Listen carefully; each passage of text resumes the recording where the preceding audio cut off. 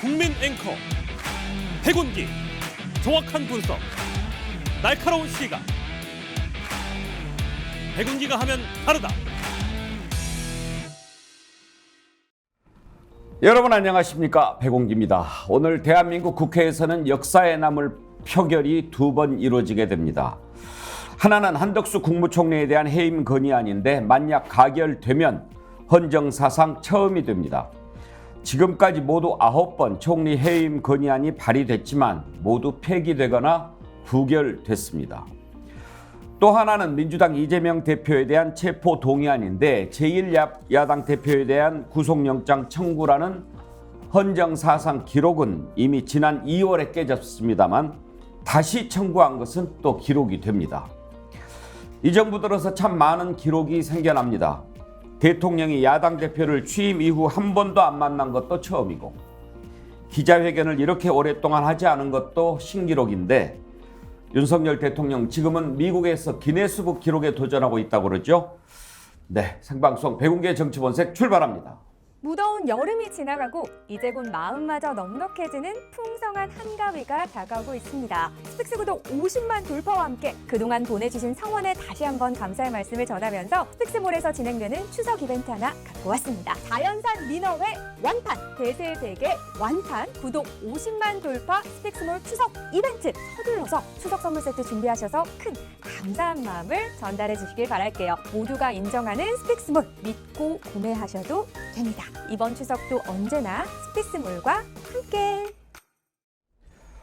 여러분들이 만들어가는 생방송 백운기의 정치본색 많은 댓글 참여해 주십시오. 기다리고 있습니다. 오늘은 또 역사적인 표결이 있는 날이라서 그런지 간절한 염원을 담은 글들이 벌써부터 많이 올라오고 있습니다. 강효숙님, 오늘 또 백운기님 만나려고 대기 중입니다. 오후에는 가결, 부결에 온 신경을 곤두세우고 오늘 하루가 정말 긴장감으로 만나지만 저는 믿습니다. 부결될 것을요. 이재명 대표 얘기하시는 거겠죠? 예, 강효수님 바람이 이루어질지 한번 지켜보도록 하십시다. 윤광생님, 힘있는 토론 기대되네요. DJAO님, 자유가 강물처럼 흐르고 상식이 들꽃처럼 흐드러진 대한민국을 위해서 우리 모두 한 발짝씩만 더 전진합시다. 김대중 대통령이 하셨던 말씀을 보내주셨는데 DJAO님, 강효숙님 두 분께 디어로시에서 준비한 클렌징 폼 선물 보내드리도록 하겠습니다. 오늘 앞부분에 보내드렸어도 또 뒤에 선정해서 보내드릴 테니까요. 댓글 많이 보내주시기 바랍니다. 이은주님, 추석 선물은 스픽스에서 스픽스몰 회원 가입은 스픽스의 힘이 됩니다. 주문은 후원이자 군자금입니다. 제가 할 말씀을 대신해 주셔서 감사합니다. 네, 여러분 스픽스몰에 많이 회원 가입해 주시고요. 스픽스몰에서 판매하는 상품 많이 구입해 주십시오. 스픽스의 힘이 됩니다. 정말 군자금이라고 생각하고 도와주시고요. 이제 추석 선물 저희들이 준비한 것 오늘 마지막 제품 소개하겠습니다. 산삼 침향환인데요. 이 제품은 정말 추천할 만합니다. 우리 스픽스몰의 마지막 카드입니다. 모두 60환이 들어있는데 아주 성분이 훌륭합니다. 김소현 원장이 산삼 배양근 그렇게 넣어서 침향환을 만들었는데 60알이 들어있는데 가격이 49,000원입니다. 이런 가격 어디에서도 만나볼 수 없습니다. 일단 스픽스몰 제품은 믿고 구입하실 수 있다 하는 말씀 드리고요. 오늘 내일 이제 이틀간 배송하면 다음 주에는 선물 배송을 못 하니까요.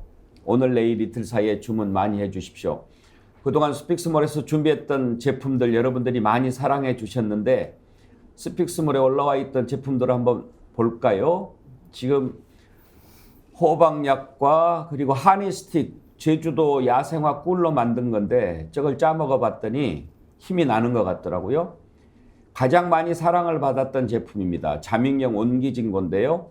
장성철 소장도 사서 구입해서 먹어봤던 제품입니다. 그 댓글에 이럴 거예요. 장성철이 먹었냐? 그럼 난 안 먹는다. 뭐 그럴 거예요. 아하, 제가 소개를 잘못했습니다. 이것 제품 제가 정말 강추하는 제품이고요. 또 굴비도 있습니다. 백순기 영광굴비. 굴비도 3가지 종류인데요. 고추장 굴비도 있고 여러 가지 많이 있으니까 스픽스몰에서 좋은 선물 많이 구입하시기 바랍니다. 예, 여러분께 스픽스몰 제품, 통편육도 있었지요. 이 통편육은 정말 반응이 아주 뜨거웠습니다. 그래서 쫀득쫀득하고 그러는데 벌써 먹어보신 분들이 너무 반응이 좋다고 하시고, 특히 침양화는 제가 소개를 해드리기도 전에 많은 분들이 스픽스몰에서 구입을 하셨는데 5개는 기본이고 10개, 20개씩 사서 선물을 하신 분들이 많다고 하더라고요. 여러분들 선물하셔도 부담 없는 그런 제품이니까 선물해 주십시오. 저도 사실 스픽스몰에서 산삼 침향안 구입해서 이번 추석에 몇 분 보내드렸는데 반응이 좋았습니다. 제가 좀 광고 좀 약간 보완 좀 하나 할까요? 그러면 좋지요. 예. 사람들이 저 침향을 잘 모릅니다. 잘 몰라요. 예. 저 침향이라는 게 어떤 거냐면요. 옛날 그 삼국시대 그리고 고려시대 때 외적들이 그 침입을 했을 때 그 외적들의 침입을 막기 위해서 아주 오래된 향나무들을 바다 그 갯벌 안에다가 이렇게 박아 놓습니다.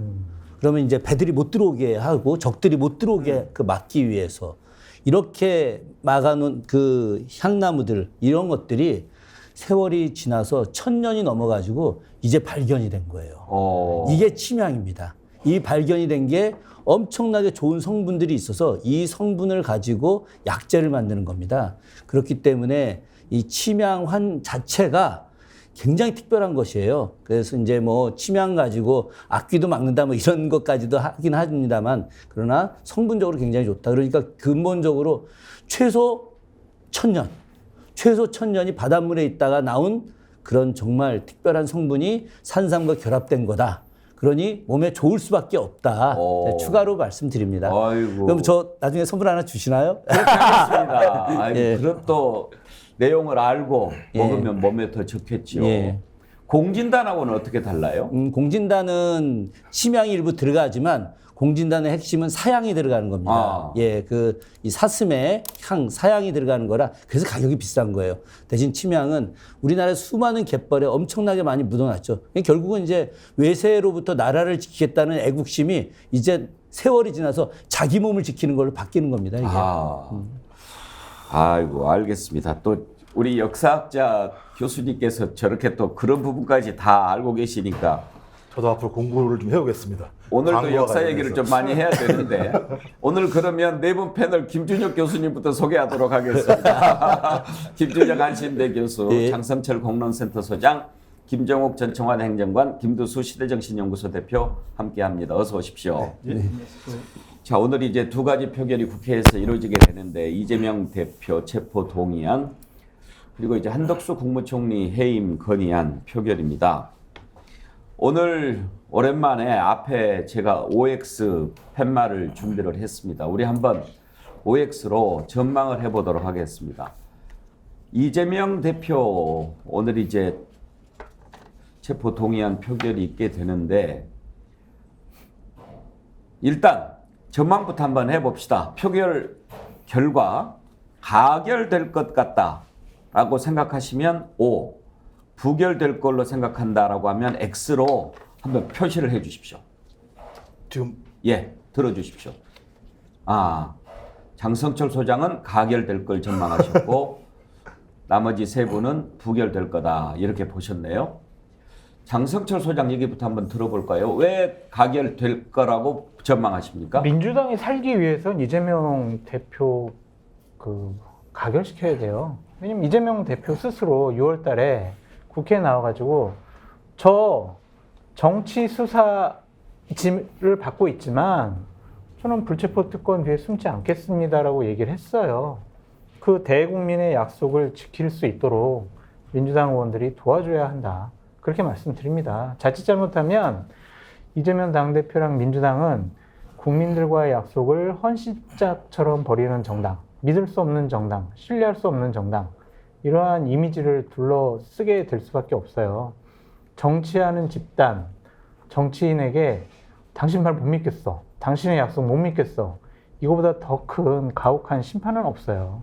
그렇기 때문에 무조건 가결시키시는 게 낫다. 근데 장성철 소장님 말씀을 들었는데 제 질문은 가결될 것 같냐 부결될 것 같냐라는 질문이었는데 지금 소장님 답변은 가결돼야 한다라고 들리거든요. 아니 그래서 민주당 의원들이 그래 우리는 국민과 약속을 지켜야지 이재명 당대표가 약속한 거 우리가 지켜줘야지 그래서 가결시킬 것 같아요. 아 그렇게 생각하는 민주당 의원들의 반란표가 꽤 있을 것 같다. 네. 그러면 그렇게 설명을 해주셔야 더 논리적이죠. 혹시 취재를 해보신 결과 민주당 내에서 찬성표를 던질 분들이 몇 분이나 있는 것 같던가요? 얘기를 들어보면은 이제 가결이 확실시 되었다는 거예요. 그래서 이제 이재명 당대표가 어제 SNS에 본인 입장을 내세웠고 또한 뭐 친명계 의원들이나 박강원 원내대표가 가결의 표를 던질 만한 분들에게 계속 연락을 해서 아니 이거 진짜 가결되면은 나 원내대표도 나 그만둬야 된다. 우리 당 문 닫는다. 그러니까 이거 우리가 다 부결시켜야 된다. 이런 식으로 막 협박 아닌 협박? 아니면은 뭐 이런 내용을 전달한다는 거죠. 그거는 뭐겠어요. 스스로 분위기를 파악을 해보니까 이번에는 가결 가능성이 높구나. 그러니까 더 강하게 나오는 거죠. 그래서 일각에서는 이러한 전망까지 있어요. 이재명 당대표가 오후에 휠체어를 타고 국회 본회의장에 나타날 것이다. 그러한 이제 얘기와 전망까지 있습니다. 그러니까 오전에 많은 의원들이 와가지고 병문안을 할게요. 뭐 좀 찾아뵙고 좀 여러 가지 얘기 좀 듣겠습니다. 그랬더니 오전에 다 그걸 다 거부했다는 거예요. 그거는 다른 행동을 보일 가능성이 높다라고 말씀을 드립니다. 그래서 실질적으로 그냥 위험도가 높아졌구나. 가결될 것 같구나. 그러니까 이렇게 강하게 반응이 나오는 거죠. 그러면은 지금 전망하기로는 28명? 28표가 만약에 돌아서면 민주당에서도 나온다면 가결이 될 가능성이 높다고들 분석하잖아요. 근데 더 나와야 될 것 같아요. 왜냐하면은 그 정의당의 강은미 의원 같은 경우에는 난 부결시키겠습니다라고 공개적으로 SNS에다 올렸어요. 정의당은 당론이 아닙니까? 당론은 없어요. 그러니까 지난번 2월 달에는 다 가결로 예. 이렇게 다 했는데 이번에는 당론을 정하지 않겠다. 이 부분 관련해서는 논의를 하지 않겠다라고 입장을 밝혔어요. 그래서 개별적인 의원들이 자신들의 자율적인 선택에 의해서 이 부분을 결정할 것 같은데 배진교 원내대표 같은 경우도 이거는 부결시켜야 된다는 얘기를 주의했다고 하더라고요. 그렇다면은 이번에 반란표가 28표보다는 더 나와야 되는 거죠. 30표 이상 나와야 가결이 되려면 네. 30표 이상은 나와야 된다.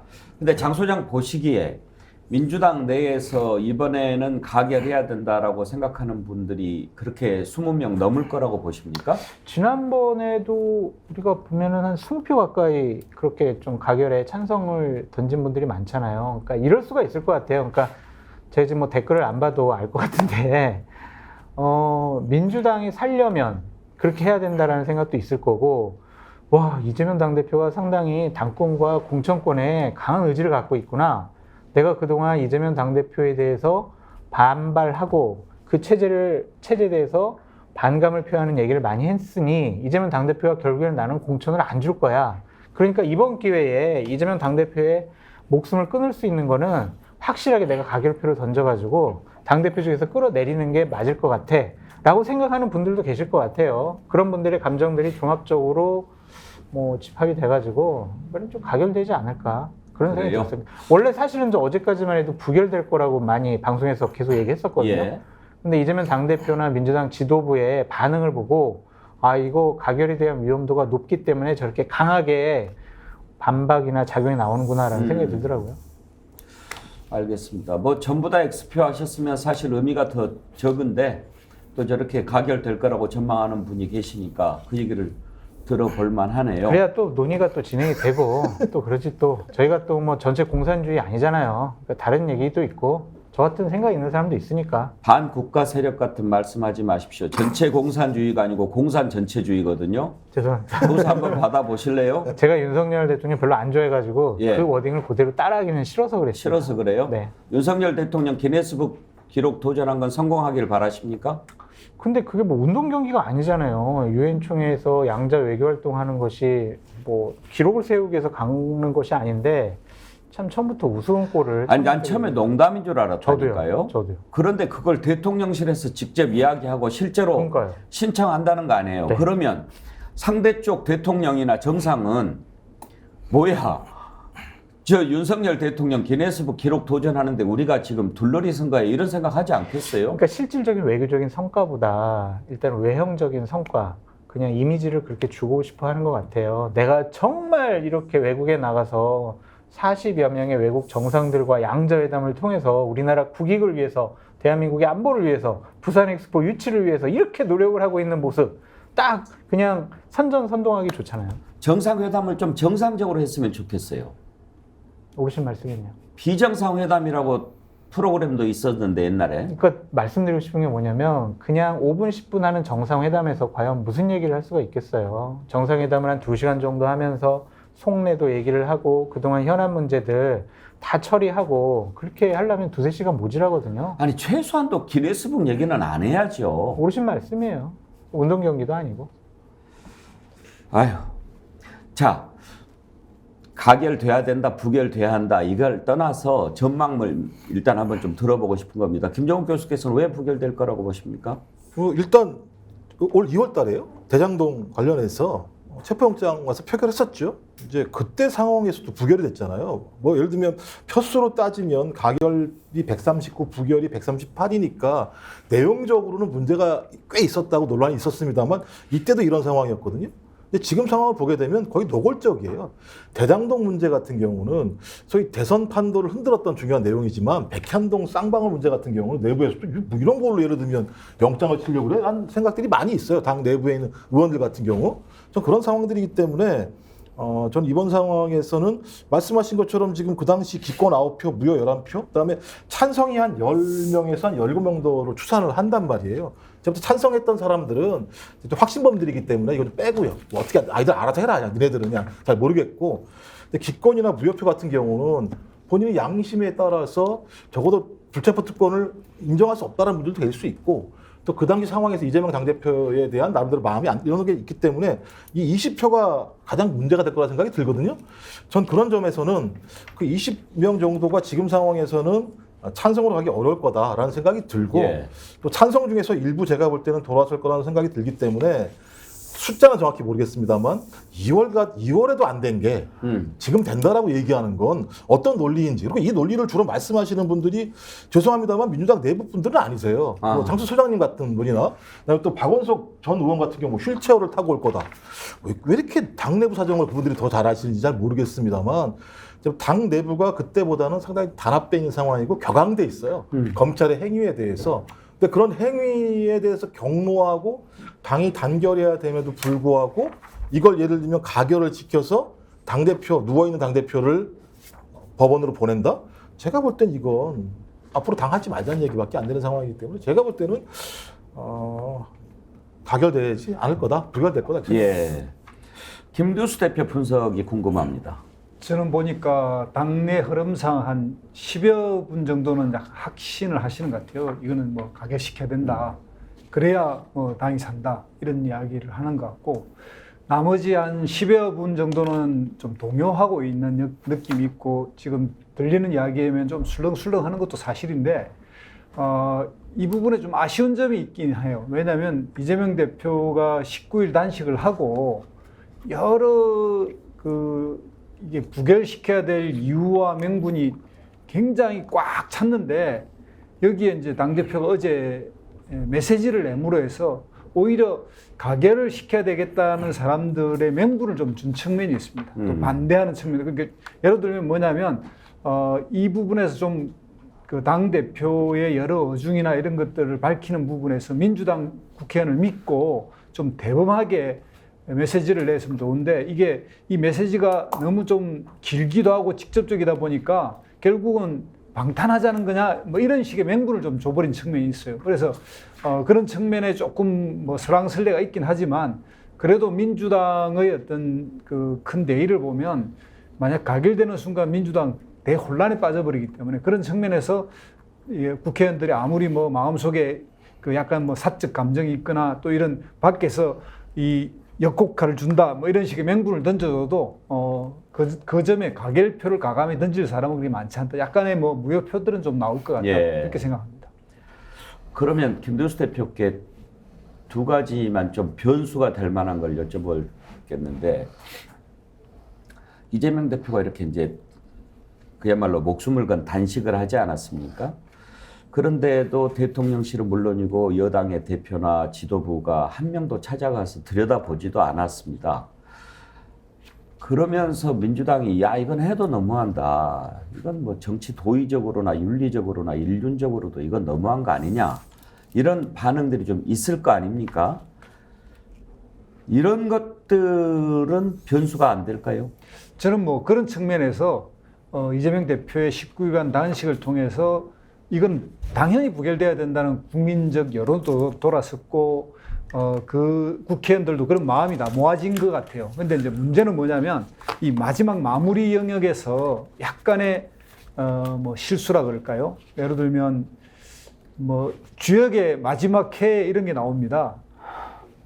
강을 건너는 여우가 마지막에 꼬리를 살짝 강물에 적셨다. 뭐 이런 식으로 하는데 약간의 그 옥의 티 같은 느낌이 있어요. 그러니까 당 대표의 이런 입장을 긴 장문의 메시지를 내는 것보다 좀 더 정치력이 뛰어난 참모였다면 저는 그런 것을 건의하기보다는 진솔한 본인의 마음과 그동안의 해고를 하면서 민주당 국회의원을 믿는다라고만 말해도 충분히 될 일을 좀 더 직접적으로 표현함으로써 반발할 명분을 좀 줬다. 이제 이런 측면이 좀 있고요. 그 다음에 저는 또 오늘 뭐냐면 그 한동훈 장관이 아마 또 불을 지를 것 같거든요. 제안 설명할 때. 네, 제안 설명 불을 지를 것 같고, 그러니까 정권도 기본적 예의도 없고 무도한 데다가 또 한동훈 장관이 불을 지르면서 부결의 그 표를 던질 수 있게끔 민주당 국회의원들의 또 이렇게 울분을 불러일으키는 그런 일을 할 거다 이렇게 보기 때문에 부결된다고 봅니다. 예.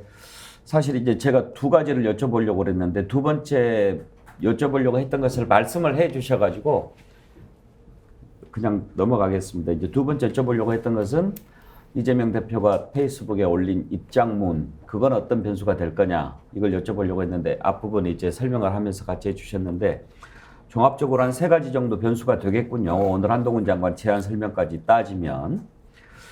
자, 우리 김준혁 교수께서는 어떻게 전망하시냐 여쭤봤더니 부결될 거라고 그랬는데 어떤 근거입니까? 조금 전에 김두수 대표님 하셨던 말씀이 좀 그 가슴에 좀 와닿아서 다시 좀 추가로 먼저 이야기하고 제 생각 말씀드리겠습니다. 주역 마지막 궤 말씀하셨는데 주역 마지막 궤 64궤 마지막 궤가 화수미제궤인데 위에 불이 있고 아래 이제 물이 있다는 겁니다. 그래서 미제 완성되지 못했다라고 하는 건데 그 안에 보면 이런 말이 나옵니다. 술을 술잔에 따라야지 머리에 따르지 마라 이런 이야기가 있죠. 술이라는 게 술잔에 따르는 게 정상이고 순리라는 거 아닙니까? 그런데 머리에 따르는 건 이미 술이 취했거나 잘못된 행동을 하는 것들이죠. 그렇기 때문에 순리대로 해야 된다라고 하는 건데 그런 측면에서 보자면은 어제 이재명 대표의 그 이제 부결 요구안에 대한 메시지는 저는 개인적으로 좀 아쉽다. 차라리 그걸 하지 않았었으면 더 순리대로 갔을 텐데 하는 그런 생각이 있습니다. 그런데 제가 부결에 대한 이야기를 하는 것은 그러나 이 이재명 대표의 그런 뭐 메시지나 아니면 지금 언론에서 그 계속해서 왜 6월 달에는 체포동의안 나 뭐 그런 거 상관하지 않고 다 달게 받겠다 이렇게 이야기했는데 왜 지금 말을 바꾸느냐 뭐 이런 식으로 계속된 공격들 이런 것들이 영향을 줄 거라고 생각하는 것 자체가 잘못이다. 왜 그러냐면 지금 이 부결표를 던지든 가결표를 던지든 하는 300분의 국회의원들은 국회의원 즉 선수라는 겁니다. 이분들이 동네에서 고스톱 치다가 국회의원 된 사람도 아니고 뜨개질 뜨다 국회의원 된 사람들이 아니에요. 이 사람들은 나름대로 정치적 계산을 상당히 많이 하는 사람들입니다. 만약에 민주당 당내에서 가결표를 던지는 반란표 의원이 있다. 그럼 이게 안 밝혀지겠습니까? 그럼 그 뒤에 후폭풍을 어떻게 감당하겠습니까? 이건 곧 분당입니다. 이 분당까지 생각하면서까지 그렇게 하지는 않을 것이다. 자기의 정치적인 판단과 생각과 다르게 이 부분에 대해서는 부결표를 던지는 것이 본인의 생존적 측면도 강하다. 여기에 더해서 이 구속영장 내용이 헌법 정신에 위배가 되는 거예요. 지금 말도 안 되는 가짜 증거와 조작된 내용들을 우리 국민들 누구나 법에 대해서 잘 모르는 사람들 다 알게 되거든요. 그렇기 때문에 이런 정치 수사, 정치 보복에 의해서 만들어진 구속영장 청구는 받아들일 수 없다라고 하는 것이 대체적인 의견들이기 때문에 저는 뭐 부결을 확신합니다. 알겠습니다. 근데 왜 6월 달에는 왜 불체포 특권 뒤에 자, 숨지 그 않겠다고 내용은 그랬어요? 이런 겁니다.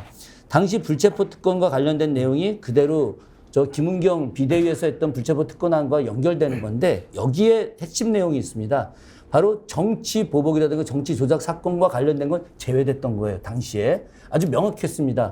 만약에 그 본인이 개인의 개인적 비리, 뇌물이라든가 횡령이라든가 이런 그 한동훈 장관이 말하는 자범 수준의 그런 범죄들에 대해서는 불체포 특권을 자기가 받아들이지 않겠다. 그리고 당시 민주당 의원들도 그렇게 이야기한 것인데 아니, 그러나 대정- 이 부분에 대해서는 저는 명확하게 헌법 정신을 위배하고 있는 상황이 되기 때문에 이재명 대표 입장에서는 그렇게 할 수밖에 없는 겁니다. 아니, 교수님, 그때 국회에서 이재명 대표가 6월 달에 본인 대표연설 한 워딩을 보세요.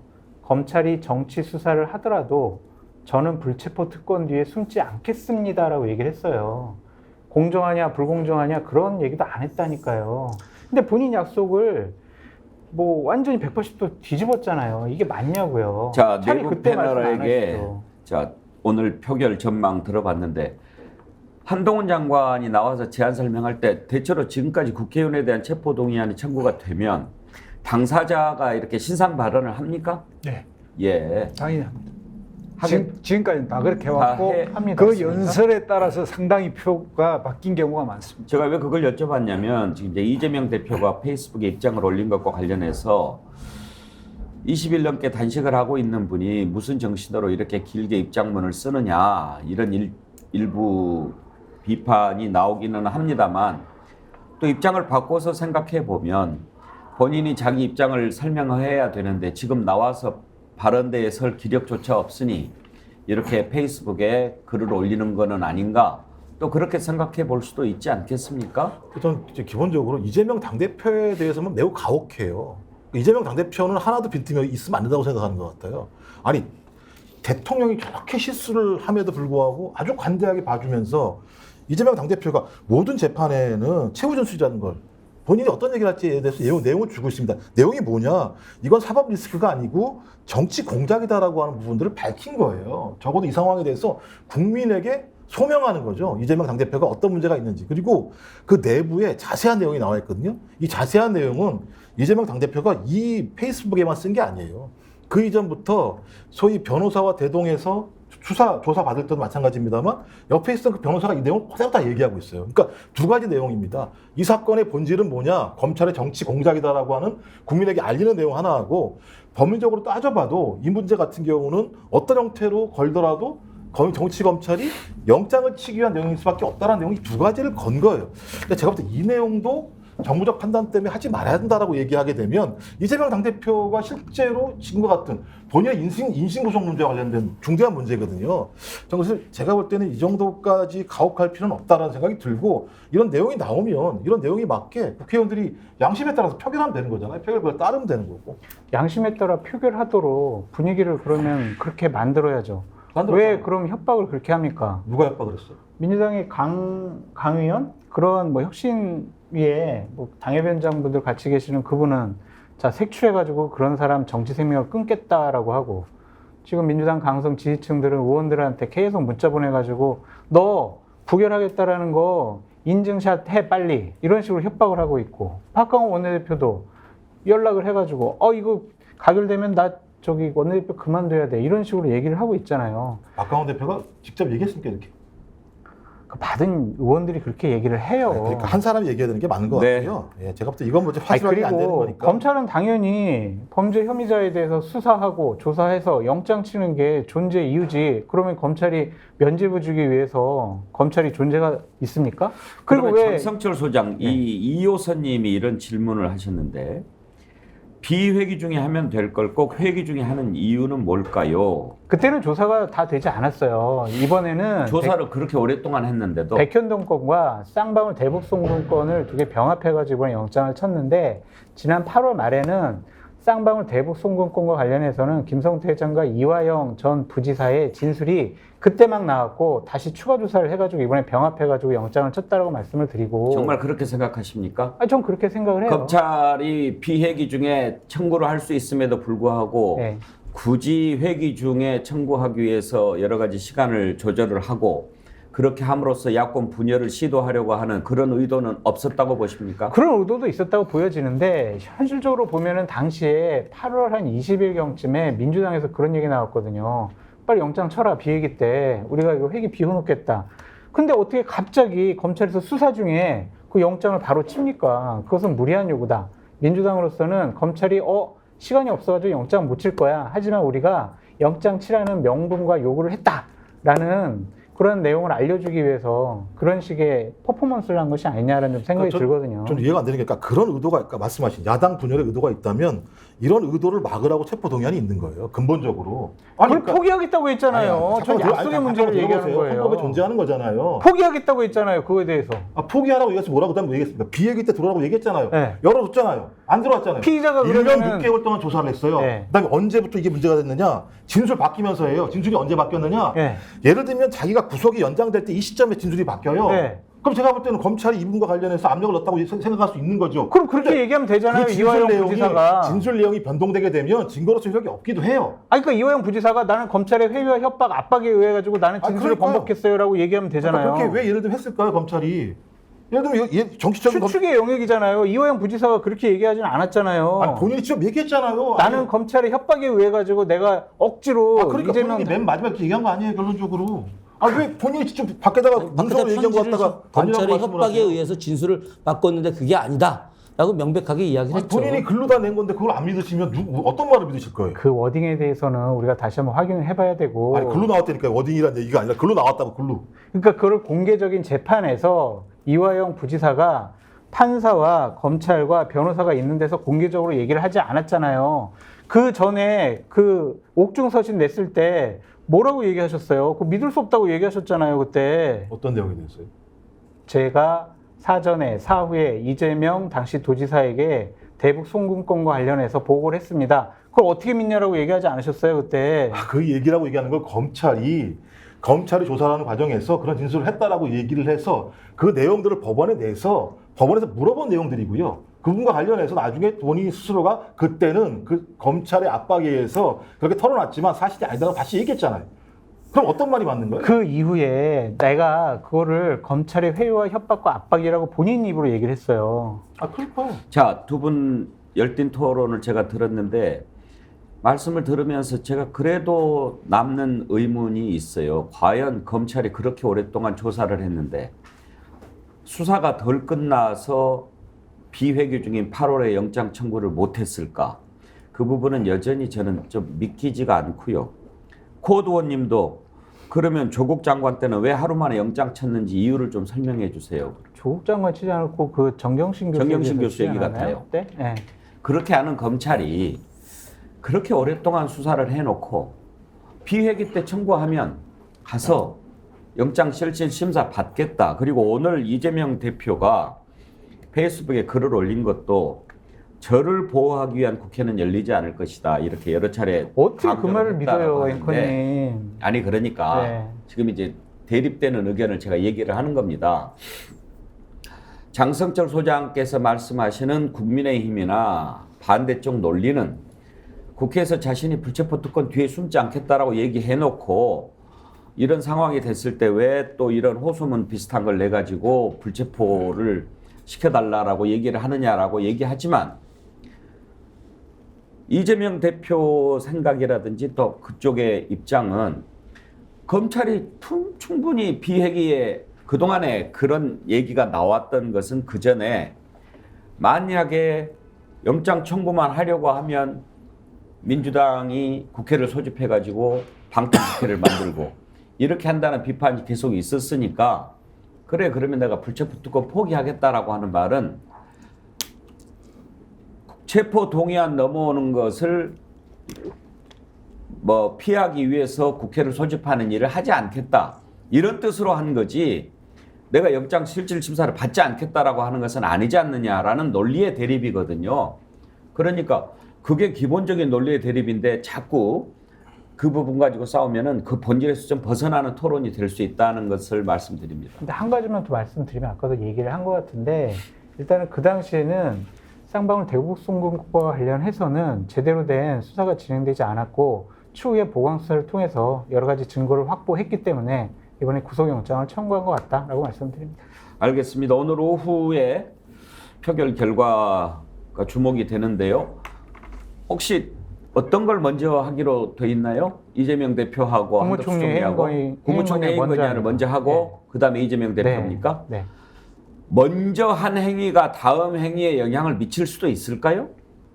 저는 뭐 이번에 그 변수 중에 하나가 국무총리 해임 건의안은 민주당이 당론이거든요. 예. 당론 투표를 하기 때문에 그 당론 투표를 하고 난 이후에 그 다음에 이제 할 거고 당론 투표를 하면 지금 현재 알려진 거는 국민의힘 국회의원들은 뭐 퇴장할 거다 뭐 이런 이야기도 나오고 그러겠어 그런 분위기로 보면 후반 뒤에 이재명 대표 투표할 때도 부결적으로 민주당 국회의원들의 힘이 모아질 가능성이 좀 있지 않느냐 이렇게 생각합니다.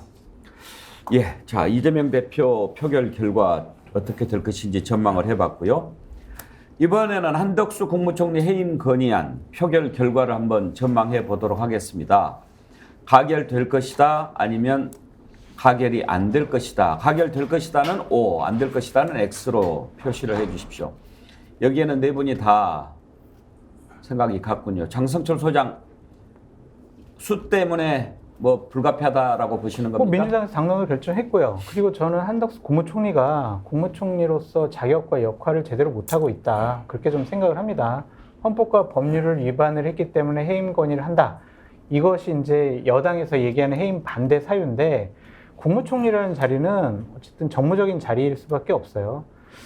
국무위원들을 총괄해서 대통령을 보좌하는 가장 중요한 역할을 국무총리가 해야 되는데 국민의 생명과 안전도 지키지 못했고 지금 나라 경제가 어려운데 경제통학자인 국무총리의 뭐 말이나 행동 그리고 어떤 판단이 제대로 지금 보여지는 것이 없는 것 같습니다. 그러면 혹시 국민의힘에서도 찬성표가 나올 수 있을까요? 그럴 가능성도 있지 않을까요? 그랬으면 좋겠어요. 그래서 압도적인 표차로 해임 건의안이 통과됐으면 좋겠다라는 개인적인 바람도 있습니다. 해임 건의안도 무기명 비밀 투표인가요? 인사와 관련돼서는 다 무기명입니다. 예. 그러면은 민주당은 물론이고 국민의힘에서도 얼마나 이탈표가 나올지도 관심사가 되겠군요. 그렇게 봐야 되겠네요. 그러니까 민주당 의원님들 계시고 정의당 의원들, 무소속 뭐 이런 의원들이 있잖아요. 정의당은 입장을 정했습니까? 당연히 뭐 찬성을 하겠죠. 예. 그렇기 때문에 제가 봤을 때는 180표 이상 나오게 되면은 국민의힘 쪽에서도 찬성을 했다. 그렇게 볼 수밖에 없고 찬성 누가 했어? 색출해야 돼. 이러한 일들이 벌어지지 않게 하려고 야 이거 투표에 참여하지 말자. 이런 꼼수를 국민의힘에서도 쓰는 거죠. 근데 이건 옳지 못해요. 정정당당하게 표결에 임해라 라고 말씀드립니다. 다른 분들 말씀 듣기 전에 한덕수 국무총리 해임 건의안 상정과 관련해서 여야 원내대표들의 발언을 잠깐 들어보겠습니다. 오늘 국회 본회의를 통해 정권의 폭주에 브레이크를 걸겠습니다. 국무총리 해임 건의안을 통과시키겠습니다. 국무총리 해임 건의안의 본질은 대통령을 향한 국민의 강력한 경고입니다. 국회에서 통과되는 즉시 대통령은 이를 겸허히 수용해야 합니다. 그리고 국민과 국회 의견을 충분히 수렴해서 국민 통합형 국무총리를 지명하기 바랍니다. 정기국회를 정쟁의 소용돌이로 몰아넣겠다고 작심한 내용이라고밖에 볼 수 없고 제1야당이자 공당으로서 역할을 망각한 한참 선을 넘은 주장들입니다. 지금 국회는 앞으로 예산안을 비롯해서 산적한 민생 현안들이 지금 국민들이 지금 걱정스러운 눈으로 보고 있습니다.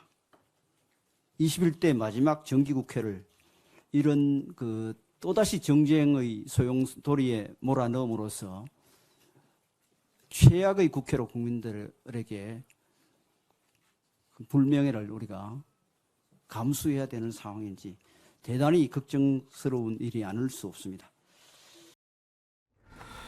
한덕수 총리는 지금 심경이 어떨까요? 두 번째 국무총리를 하고 있는데 지금 사실 한덕수 국무총리에 대한 국민들의 인식은 그렇게 좋은 편은 아닙니다. 국회에서 답변했던 태도에서 보여줬던 어떤 무력감, 무기력함, 그리고 정보가 저것밖에 없나 하는 생각도 들고 과연 대통령이 얼마나 권한을 주고 있는가 이런 생각 들게 하는 일들이 많았지요. 총리가 내각을 제대로 통할하고 있는지도 궁금했고요. 지난 18일에 국회에서 기자들에게 소회를 밝힌 적이 있습니다. 그 내용을 한번 들어보겠습니다. 우선 그 이재명 대표님의 건강이 빨리 회복되시기를 바랍니다. 그리고 제가 공직에 있은 지 50년 됐습니다. 항상 우리 국민을 어떻게 더 잘 살 수 있게 할지 하는 그런 초심의 마음을 가지고 일해왔고 또 앞으로도 그렇게 하겠습니다. 네, 어떤 말씀 드릴까요? 수고 많으십니다.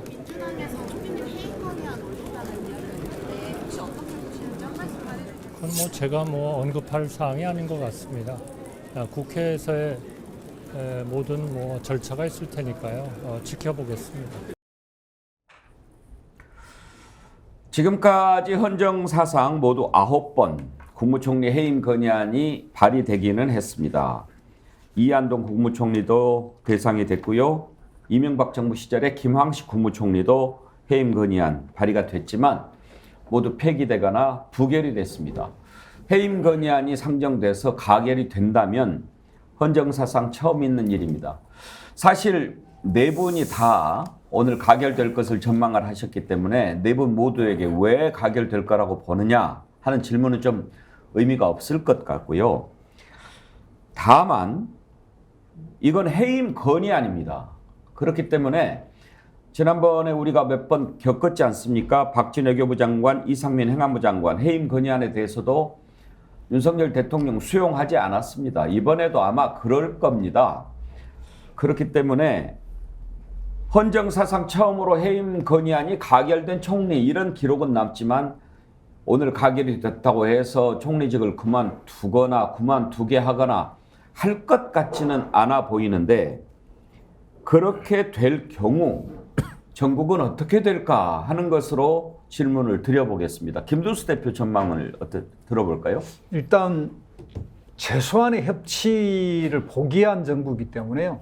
그리고 대화 타협을 포기했고, 그리고 대통령 본인이 그 대선 때 했던 후보 시절의 공약 이런 걸 일체 지키지 않고 있기 때문에 더 이상의 파국으로 가지는 않습니다. 그러나 이제 스포츠에 비유해서 탁구처럼 강한 드라이브를 걸면 또 반대로 받는 공도 빨리 튀어오거든요. 그래서 계속 전국이 좀 더 강한 그 강대강 대결로 옮겨갈 거라고 보는데, 한덕수 총리의 경우에는 지금 인사 검증 이런 것 결국 총리의 재청으로 올라가는 거잖아요. 그러니까 지금 엉망인 인사 이 부분에 대한 부분도 본인이 책임져야 되고, 또 예를 들면 그 행안부 장관이라든지 기타 이런 국토부 장관에 대해서 경고를 하거나 그 문제에 대해서 이 국정의 좀 쇄신이나 이런 것들 해온 바가 없기 때문에 국민들 입장에서도 정말 자격 없는 총리다 이렇게 생각하고 있기 때문에 그 점에 대해서 국민들의 어떤 여론의 역풍이 분다든가 이런 일은 절대 없다. 당연히 이제 현 정권에 대한 경고로 받아들일 것이고 국민들도 박수 치지 않을까 이렇게 생각됩니다. 김준혁 교수 전망은 어떻습니까? 아니 대한민국 국민 모두가 다 알고 있듯이 윤석열 대통령이 국회에서 국무총리 해임 건의안이 올라온들 신경이나 쓰겠습니까? 그 관련해서 내가 좀 잘못하고 있구나, 내각도 잘못하고 있구나 이런 생각을 할 분이 아니시죠. 전국의 어떤 변화라든가 혹은 향후에 이런 협치 같은 것들은 일체 없을 것이다. 저는 다만 그럼에도 불구하고 국민들의 변화는 좀 있을 것 같다.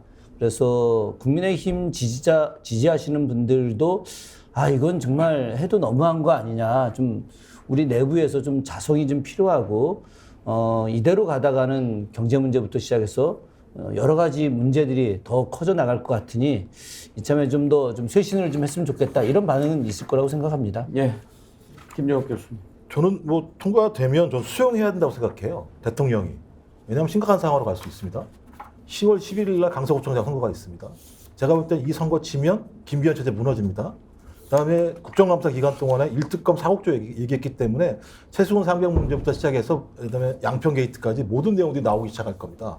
제가 볼 때는 소위 총리 해임 건의안도 수용하지 않고 강서구청장 선거가 진 다음에도 국정 쇄신이 없고 방향 전환이 없다고 얘기하면 민주당이 할 수 있는 건 시민사회와 연합해서 퇴진투쟁을 할 수밖에 없어요. 탄핵 얘기 쉽지 않겠습니다만 퇴진투쟁으로 가게 되면 대화가 안 하겠다는 상황이거든요. 그러면 적어도 이 고리를 바꿀 수 있는 가장 빠른 게 한덕수 총리 해임안에 대해서 대통령이 수용하는 거예요. 근데 수용하지 않겠죠. 제가 볼 때 그럼 앞으로 가게 되면 퇴진인데요. 퇴진 다음에는 탄핵 국면으로 갈 수밖에 없어요. 그러니까 퇴진도 수용하지 않고 거기에 아무런 반응이 없으면 이제는 그냥 강제로 내려와. 그러니까 탄핵이 된다는 말씀을 드리는 건 아닙니다만 여기에 많은 국민들이 동의한다. 과거 박근혜 전 대통령 아시겠습니다만 9월 달에 33%인가요? 그때부터 추락하기 시작합니다. 그래서 겨울이 되게 되면 아무것도 남지 않는 지지율이 있거든요. 저는 뭐 경고를 드립니다만 계속 안 받아들이고 내치고 하면 된다고 생각하시는 것 같은데 저는 이제 국민들이 참을 수 있는 인내의 한계에 왔다고 생각이 들기 때문에 어떤 형태로든지 하나 정도는 수용해야 된다고 생각합니다. 국무총리 탄핵 요건은 일반 국무위원과 같습니까? 네, 그럴 겁니다. 대통령을 네. 제외하고는 다 그러니까요. 장성철 소장, 대통령이 수용할 가능성 있다고 보십니까? 0%도 없죠. 0%. 예. 그냥 오히려 이럴 것 같은데요. 민주당이 해임 건의안 냈어? 민주당이 반대하는 국무총리구나. 신임. 앞으로 5년 기간 내내 국무총리해. 이럴 수 있을 것 같아요. 그러니까 대통령의 저런 일방적인 국정 운영 기조를 유지하는 것은 상당히 부적절하고 잘못됐고 저런 모습을 좀 바뀌었으면 좋겠는데 안 바뀔 것 같아요. 결국에는 내년 총선 때 국민들이 윤석열 정권에 대해서 따끔하게 회초리를 들어야 대통령의 국정 운영 기조가 바뀔 것 같다. 그때 돼서야 내년 총선 이후에서라 국무총리를 바꾸게 될 것 같다. 그런 생각이 듭니다. 아싸님이 그런 걸 주셨네요. 윤석열 대통령이 바뀌기를 바라느니 고목나무에 꽃이 피기를 바라겠습니다. 장성철 소장도 그렇게 생각하세요? 고목나무에 이식을 하면 가지 이식하면 꽃도 가끔 피거든요. 그래서 뭐 버섯도 피고 그러니까. 독버섯. 예. 자, 두 가지 표결 오늘 오후에 한번 지켜보도록 하겠습니다. 다음으로 넘어가지요. 이균용 대법원장에 대한 청문회 이틀간 열렸는데요. 국민들은 이 사람을 어떻게 평가하고 있을까요? 제가 웬만하면 개인 입장 안 밝히려고 합니다만 저는요. 대법원장이 아니라 이거 판사할 자격도 없는 사람이라는 생각이 들던데요. 어떻게 세상을 이렇게 살았는가 하는 그런 생각 드는 게 저만 그렇습니까? 대한민국의 판사가, 대한민국의 법관이 이 정도밖에 안 됐나요? 그런 사람이 법관 제2명도 아니고 대한민국의 사법부 수장, 정의의 최후의 보루, 대법원장을 하겠다고 그걸 수락을 해요? 자기 자신을 돌아보지도 않고? 이따위로 살아놓고 어떻게 국민 앞에 대법원장이 되겠습니다 하고 나온 걸까요? 그리고 도대체 머릿속에는 뭐가 들어있는 걸까요? 첫날에 가장 많이 했던 말은 송구합니다 였어요. 그렇게 송구할 것을 왜 그렇게 살았습니까? 그리고 그렇게 살았으면 죄송합니다. 저는 감이 안 됩니다. 사양하든지 그 전에 누구도 그 판사라고 무서워서 앞에서 지적을 못했으면 청문회 나와서 그렇게 자기 자신이 다 까발려졌을 때 제가 정말 지금 와서 보니 참 잘못 살아온 부분이 많은 것 같습니다. 부끄럽습니다. 쥐구멍에라도 들어가고 싶습니다. 후보직 사퇴하겠습니다. 그래야 마지막 양심과 도리를 지키는 거 아닌가? 그런 생각이 들었어요. 그 다음에 가장 많이 했던 말은요. 잘 모릅니다 였어요. 법도 잘 몰라. 아니 판사가 법도 모르고 대법원장이 되겠다는 사람이 법을 모르면 그걸 왜 한다고 합니까? 거기에다가 더 놀라운 일은 위안부 문제. 생각이 없어요. 사법부의 수장이 되면 대한민국이 어디로 가야 되는지 결정해야 될 일들이 하나둘이 아닙니다. 거기에 대해서 입장을 얘기하지 않습니다. 그러면서 내놓은 변명이 뭔지 아십니까? 그 사건을 재판을 안 해봐서. 그걸 말이라고 합니까? 어떻게 이런 사람이 대법원장이 되겠다고 나옵니까? 그리고 어떻게 이런 사람을 대법원장 후보로 지명을 합니까? 도대체 대한민국을 어디로 끌고 가겠다는 건지 보면서 정말 열불이 났습니다. 저는 백운기 앵커님의 말에 정말 반박을 하고 싶어요. 예, 말씀해 잘못된 주십시오. 판단이라고 저는 생각이 들어요. 예. 이분이 판사의 자격이 없다고 얘기하셨잖아요. 이 사람은 대한민국 국민으로서 자격이 없는 사람이에요. 이거 대한민국 국민으로서 초등학교부터 교육을 다시 받아야 될 사람입니다. 대법원장 하겠다는 사람이, 판사가 법을 잘 몰라서 만약 국회의원이 재산 신고를 잘못하거나 안 하거나 축소하면은요, 의원직 날아가요.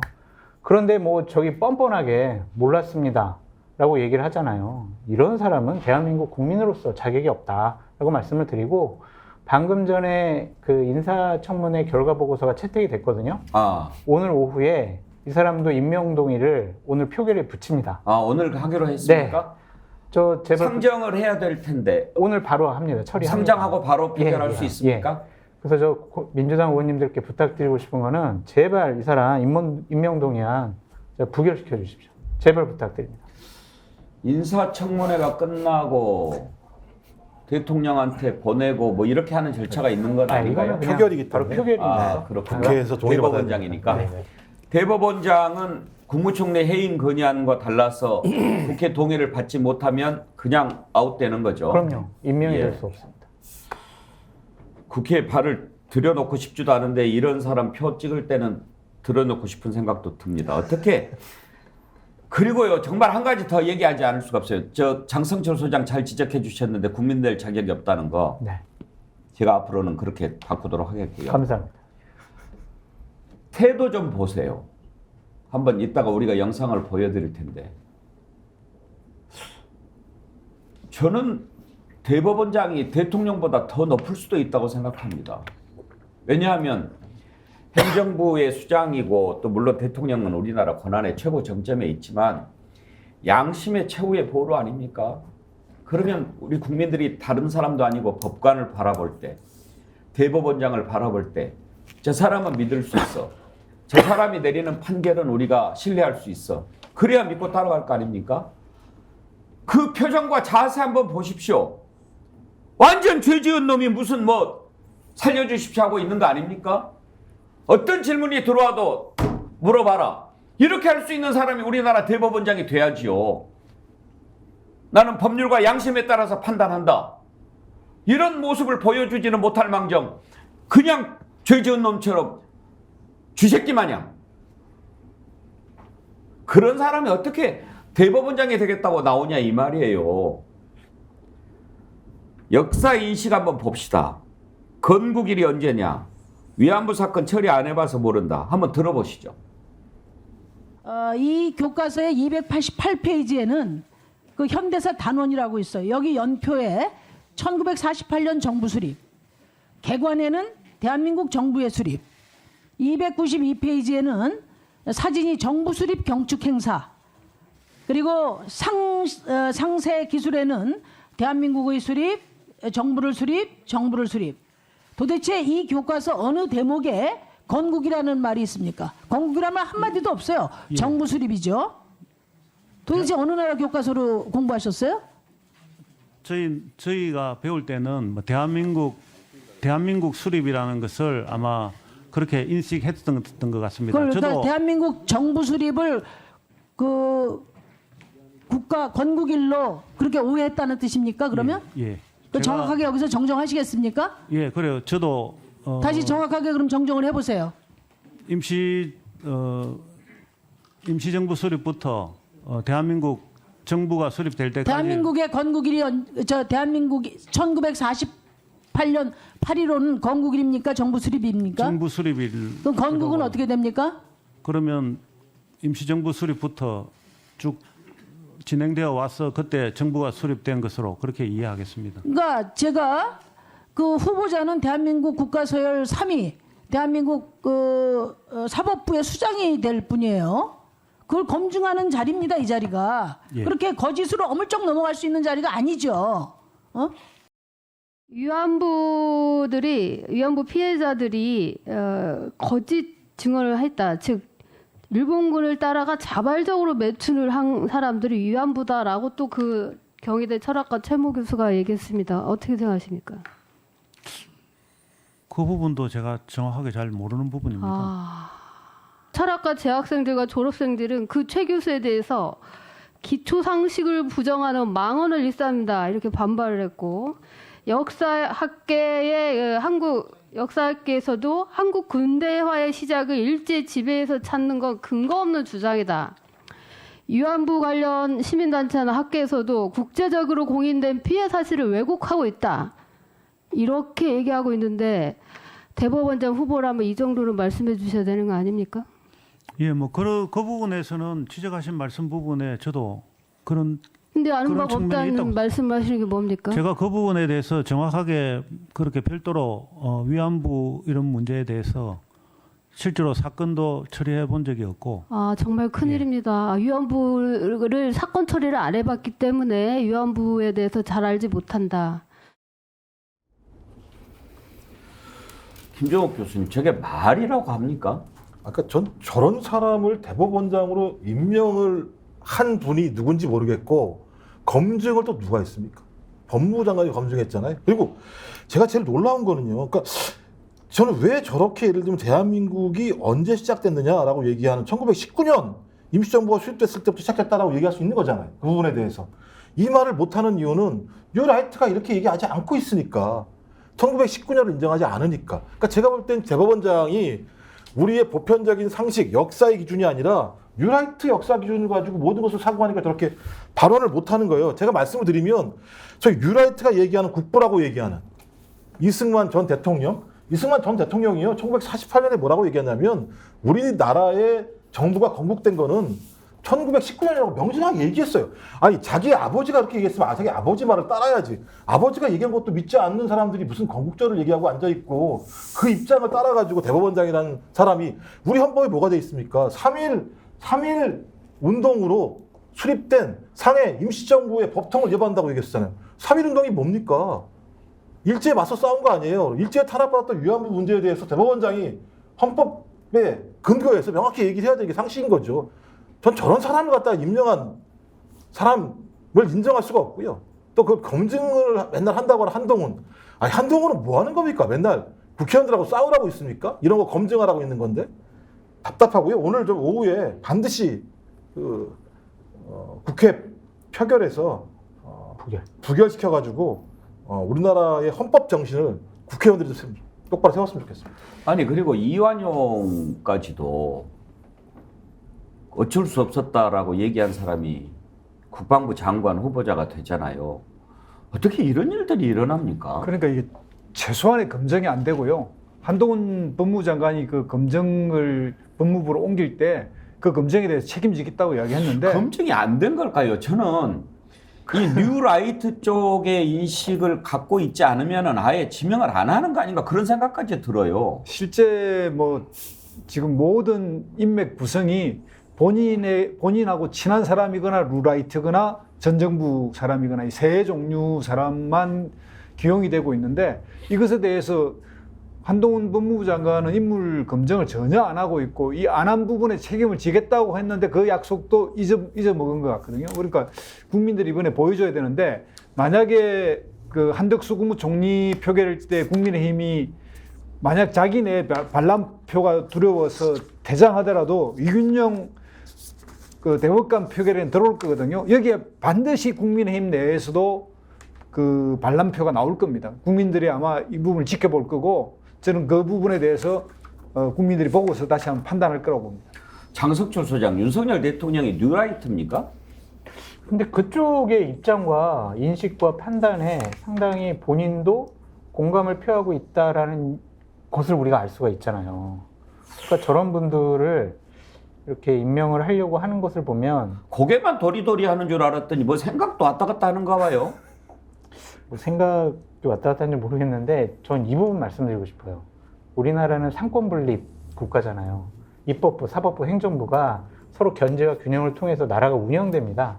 대통령이 형식적으로 대법원장을 임명하긴 하지만 어떻게 저렇게 자격이 없고 문제가 많은 사람을 대법원장으로 추천을 했고 임명을 하려고 하는지 그 부분은 정말 도저히 받아들일 수가 없는 거고 꼭 민주당 의원님들 부결시켜 주시길 바란다라고 다시 한번 말씀드립니다. 저런 발언을 들었을 때 우리가 이렇게 참 한숨을 쉬고 혀를 차는데 역사학자님은 어떠시겠어요? 아유, 할 말이 없죠. 네, 할 말이 없고 일단 기본적으로 우리 역사의 인식 자체가 전혀 없다. 그러니까 우리 민족이 어떻게 발전해 왔는지 또 우리 민중들이 어떻게 민주주의를 만들어가기 위해서 노력하고 헌신했는지 수많은 죽음 속에서 수많은 분들의 고통 속에서 여기까지 온 것에 대해서 일체 인정하지 않는 부분들이죠. 지금 이제 앞서 많은 분들이 이제 그분의 이균용 후보자의 역사 인식 부재에 대한 이야기를 했지만 저는 깜짝 놀라는 게 있어요. 조선총독부가 문화정책을 써서 우리 문화재를 좀 보호하는 데 기여를 했다. 이렇게 이야기를 하는 부분에 대해서 굉장히 충격받았습니다. 저 부여 공주 가면은 옛날 백제 왕릉들 있지 않습니까? 텅텅 비어 있는데 일본 조선총독부가 그 발굴할 때 우리 조선인들을 단 한 명도 참여시키지 않았습니다. 하다못해 인부로도 참여시키지 않았습니다. 그리고 그 안에 어떤 유물들이 있는지 일체 밝히지 않고 싹 쓸어가지고 일본으로 갖고 갔습니다. 그리고 그걸 지금까지 공개하지 않고 있어요. 그래서 우리 역사가 말살된 겁니다. 다행히 그들이 찾지 못했던 문영왕릉이 발견이 돼서 백제의 문화가 알려지게 된 건데 그 전에는 우리가 일체 알 수가 없었거든요. 바로 일본의 문화정책 또 문화유산 정책이라고 하는 것은 철저하게 우리의 역사를 괴멸시키기 위한 겁니다. 그런데 이렇게 말도 안 되는 일을 했던 일본에 대해서 우리 문화재를 보호하는데 도움 준 측면이 있다라고 이야기하는 건 이거야말로 식민사관을 갖고 있는 일본인이 아니면 할 수 없는 그런 발언들 아니겠습니까? 그런 측면에서 저는 앞으로 그 공직자 기준에서 민주당 박광원 원내대표도 그런 이야기 했는데 역사 인식을 가장 중요하게 봐야 된다. 이렇게 이야기했는데 역사 인식이 이렇게 잘못된 사람들을 대한민국 국가서열 3위로 뽑는다? 이건 대한민국 망하자는 길입니다. 오죽하면 민주당 박광원 원내대표 앞으로 후보자 역사 검증을 1순위로 꼽아야 되겠다 이런 얘기를 합니다. 들어보시죠. 여기에 대법원장 후보자는 위안부가 자발적 매춘이냐는 질문에 잘 모른다고 답변하는 어처구니 없는 일도 벌어졌습니다. 앞으로 대한민국 공직 후보자 인사검증 기준에 대한민국의 정통성과 역사의식을 1순위로 포함시켜야 할 지경까지 이르렀습니다. 위안부 문제 내가 재판을 안 해봐서 잘 모른다. 12.12는 나라를 구하기 위해서 일어난 거다. 5.16은 혁명이다. 이완용 그때 어쩔 수가 없었지 않겠느냐. 이따위 얘기를 하는 사람을 대법원장, 국방부 장관 후보자로 지명을 합니다. 도대체 나라를 어디로 끌고 가겠다는 겁니까 지금? 첩첩산중, 점입가경, 갈수록 태산 이런 말들이 지금 이번 인사를 통해서 막 나옵니다. 김행 여가부 장관 후보자. 지금 우리가 몇 가지 짚어봤습니다만 또 말도 안 되는 소리 계속 하지 않습니까? 김건희 여사와의 친분 물어봤더니 뭐 나이도 다르고 학번도 다르고 어떻게 친분이냐. 그게 친구 물어본 것도 아닌데. 그리고 이제 의혹을 계속 보도했더니 가짜뉴스라고 하면서 앞으로 의혹 보도를 하지 말라. 본인이 언론사에 있었다면서요. 기자인지 아닌지는 잘 모르겠지만. 어떻게 그런 얘기를 합니까? 그런데 또 그 전에 강간을 당해서 아이를 낳아도 사회적 관용이 있어야 된다. 이런 얘기를 또 한 게 드러났네요. 청문회까지 얼마나 많은 사실이 더 드러날지 모르겠습니다. 그때 했던 발언 한번 들어보시죠. 필리핀 여자를 취해서 애를 낳고 도망친 코피노들이 그렇게 많은 거예요. 그 사이에 난 아이들. 그런데 필리핀 여자들이 다 난다는 거예요. 하는 사회과는 어떤 경우라도 여자가 아이를 낳았을 적에 사회적, 경제적 지원 이전에 우리 모두가 좀 부드럽게 받아들일 수 있는 톨러런스라고 할까요? 이제 저 부분이요. 개인적인 인식이 어떤 것인가를 보여주는 것이지만 문제는 김두수 대표 여가부 장관 후보자라는 거 아닙니까? 지금. 예, 그럼 여성가족부 장관이 될 건데 저런 생각을 갖고 있는 사람이 여성가족부 장관이 되면 어떤 문제가 생깁니까? 일단 여성의 자기 결정권에 대한 기본적 인식이 없고 또 누구나 이렇게 행복 추구권이라고 하는 헌법에 있는 이 권리 같은 것들을 뭔가 자기가 지식을 자랑하고 이런 걸로 하면서 이야기를 하는데 우리 사회의 수많은 어려운 가정에서 뭐 팬부모와 이런 것들의 조건들 이런 것들을 고려하지 않은 그냥 잘난 체한 지식인으로서 이야기를 했는데 저런 이야기를 가지고 있는 성향이라면 여성가족부 장관으로서 부적해 가고요. 또 저런 편소의 생각을 가지고 있다면 뭐 필리핀의 예를 들어서 이렇게 이야기했는데 우리가 어떤 애를 놓거나 그 애를 성장하게 만들 수 있는 사회적 시스템을 갖춰야 되는 건 틀림없지만 어떻게 저거 강간한 사람까지를 포함해서 그리고 그 예를 또 필리핀까지 예를 듭니까? 이런 부분에 보면 너무나 부적절해가지고 그냥 잘난 척하는 사람의 오지랖이다 이런 생각이 들어요. 김정욱 교수 지금 이제 톨러런스라고 영어를 썼습니다만 이제 톨레랑스라고 많이 우리가 얘기하지 않습니까? 관용, 네. 톨레랑스를 저기다 갖다 붙일 얘기입니까? 말도 안 되는 얘기인 거고요. 그러니까 제가 볼 때는 그러니까 저희 필리핀 같은 경우는 아마 천주교 이런 게 종교적인 문제 때문에 아마 저런 문제가 발생하는 거라 생각이 있으니까. 네. 좀 그런데 아까 말씀하신 자기결정권이라는 문제가 가장 중요하고 여성가족부라고 하는 것이 우리 여성들의 인권 또는 젠더들의 어떤 젠더의 평등성들 이런 것들을 보장을 해야 되는데 그런 생각이 전혀 없다라고 하는 것이 이런 발언을 통해서 확인됐기 때문에 본인이 아마 그래서 드라마틱하게 엑시트할 수 있다라고 생각을 하는 것 같아요. 여가부를 없애기 위해서 들어간다라고 생각이 들기 때문에 소명의식이 없는 사람이 장관이 되는 거죠. 그럼 제가 볼 때 여기에 대해서 아무것도 할 수 없기 때문에 저는 인사청문회를 하는 건 국민의힘에게 엄청난 악재가 될 거라는 생각이 들고 인사청문회가 들어가기 전에 저는 드라마틱하게 제가 볼 때 엑시트 한다고 생각해요. 빨리 잘라야 된다는 생각이 들고 대통령도 빨리 끝내야 되지 않을까 이런 생각이 들고 그리고 이 문제만 아니잖아요. 그 장순영 소장님이 20년 전에 친분 얘기했는데 지금 확인되는 건 10년 전까지 친분은 확인되는 거잖아요. 2013년도에 사진이 찍혀 있는 거니까 국민에게 거짓말하는 국무위원은 임명되면 안 된다라고 하는 상식적 기준을 세웠으면 좋겠고요. 좀 제발 부탁인데 좀 대통령도 마찬가지입니다만 좀 이제는 좀 진짜 상식적인 선에서 좀 인사를 했으면 좋겠습니다. 장성철 소장, 여가부 장관 후보자 깜이라고 생각하십니까? 저는 김종욱 교수님의 지금 한 말에 대해서 한 글자도 제가 덧붙일 말이 없을 정도로 저랑 생각이 같다라고 말씀을 드립니다. 그럼 안 되는데? 네. 아니 자격이 없죠. 그러니까 너무 똑같은 말씀을 하셔가지고 제가 더 이상 드릴 말씀이 없는데 좌절스러운 거는 청문회에서 더 심한 일들이 밝혀지더라도 저 사람은 여가부 장관이 되겠지라는 것 때문에 상당히 좌절스러워요. 그러니까 우리가 검증한다라는 건 과거에 저 사람들이 어떠한 행동을 했고 어떠한 발언을 했고 그것을 검증한다는 것은 그 사람의 인식과 판단이 현재와 미래에 결정하는 데 중요한 판단 기준이 되니까 저 사람은 과거에 저렇게 얘기했으니까 현재에도 미래에도 그렇게 생각하고 판단하고 결정할 거야 라는 것 때문에 검증하잖아요. 근데 저 때는 그렇게 공적인 위치에 있지 않았는데 이제는 결정권이 있는 예산과 정책 결정할 수 있는 중요한 자리란 말이에요. 저런 발언을 하고 있는 사람이 위험스럽죠. 사실 그런 절망감 때문에 저도 청문회 할 필요 있나 하는 무용론 좀 생각을 했었거든요. 그런데 이번에 대법원장 후보자 청문회 하는 거 보면서 생각이 바뀌었어요. 네. 아, 그래도 청문회는 해야 되겠구나. 그럼요. 뭐 저런 식으로 문제가 많아도 임명하고 그런다 하더라도 국민이 어떤 사람인 줄은 알고 당해야 되니까 예, 청문회는 필요하다. 그래서 이제 청문회 무용론은 저는 이제 지웠습니다. 네. 예.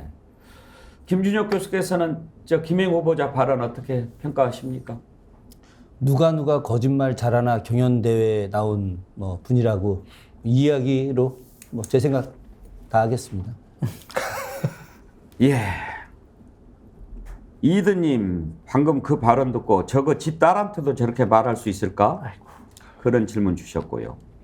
OKK님 가관도 이런 가관 정부는 처음 보네. 하나같이 어디서 저런 것들만 모았을까이? 그런 거 주셨고요. 진형님 뉴라이트 뉴트리아 뭐가 맞나요? 헷갈려서 아시면서. KS 황님 똘레랑스를 저기다 갖다 붙이다니요. 김리리님 8호 학번입니다. 지금의 이런 꼬라지를 보려고 많은 국민들께서 지겨운 체류가스 감내하고 경찰과 정부 포갑에 맞서 투쟁했던가 하는 자괴감이 생기네요. 그런 생각하시는 분들 많으시죠. 오늘 이 글 주신 분께 한 분 더 선물 드리도록 하겠습니다. 꼭 찾아놨는데. KS 황님. 아들에게 우리나라는 멋진 나라다라고 얘기해주며 지금껏 살아왔는데 지금은 차마 그 말이 나오질 않네요. 예. KS 황님께 디어루시에서 드리는 클렌징 폼 선물해 드리도록 하겠습니다. 오늘 또 함께 해주신 여러분 감사합니다. 전국이 마치 마주보고 달리는 열차처럼 정면 대결 국면으로 치닫고 있습니다. 누가 이렇게 만들었습니까? 부딪히면 어떻게 됩니까? 열차에 타고 있던 승객들 다 죽습니다. 피할 방법은 없을까요? 내일 토론에서는 그 지혜를 한번 좀 찾아보려고 합니다. 장성철 소장님. 네, 제가 처음에 이제 이재명 당대표가 휠체어 타고 국회 본회의장에 출석할 거다라고 이렇게 말씀을 드렸는데 그건 예측이었고 방금 전에 민주당에서 공식적인 입장을 냈습니다. 이재명 당대표 본회의에 참석하지 않고 입장 발표도 없다라고 말씀을 하셨습니다. 속히 소식을 전해주셔서 감사합니다. 네. 오늘 장성철 소장님 관련해서 글이 많이 올라왔는데 이종민 씨는 장성철 소장 철든 것 같아요. 이런 글도 주셨네요. 힘이 좀 되십니까? 그거는 다 스픽스에서 우리 홍삼 자민경 그거 먹고 제가 철이 조금 든 것 같아요. 그 철분제입니까? 철분제? 철분도 포함되어 있지 않을까요? 예, 내일 금요일 심층 토론도 여러분 많이 기대해 주시고요. 아까 산삼 침향환 소개를 하면서 앞부분 하나 조금 틀린 게 있어서 잠깐 고쳐드리겠습니다. 김소형 원장입니다. 네, 아까 김소현으로 잘못 나갔는데요. 고치면서 한 번 더 소개해드리죠. 김소형 원방이 아니고 원장인데 저기 또 틀렸네. 내일은 또 다시 그거 고쳐주세요. 김소형 원장입니다. 원장께서 만든 산삼 배양근 침향환입니다. 예, 그 이름이 좀 틀렸어도 성분에는 아무 상관이 없습니다. 근데 김소영 원장님의 저 산삼 침향환도 좋지만 녹용 침향환이 있습니다. 어떤 거? 녹용 침향환. 여기 스픽스몰에도 있던가요? 예. 녹용 침향환이 조금 더 비쌉니다. 그래서 효과를 더 보고 싶으시면 아이고 죄송합니다. 이거 저보다 더 많이 알고 계시네요. 네, 아니면 산삼이 몸에 좀 안 맞으시면 녹용 침향환을 드시면은 산삼 침향환, 녹용 침향환 두 가지가 있군요. 네. 원방은 맞군요. 네. 김소영 원장이 아니고 원방. 예. 제가 더 공부하겠습니다. 내일 그러면 산삼 침향환, 녹용 침향환 두 가지를 다 한번 소개해드리면서 선택을 하도록 해야 되겠네요. 전 녹용 침향환이 좋은 것 같습니다. 알겠습니다. 제가 우리 장성철 소장께는 반반씩 부담합시다. 알겠습니다. 예. 산삼이 더 좋은 거 아니에요? 아니 안 맞는 사람이 삼이 몸에 안 맞는 사람이 삼이 안 맞는 사람이 있으니까. 예, 오늘 여기까지 하죠. 함께해 주신 김두수 대표, 김정욱 교수, 장성철 소장, 김준혁 교수 네 분께 감사드립니다. 수고하셨습니다. 예, 여러분 오늘 오후에 표결 결과 주목해 보시고요. 내일 오전 10시 50분 다시 찾아뵙겠습니다. 감사합니다. 국민 앵커 백운기 정확한 분석 날카로운 시각 백운기가 하면 다르다.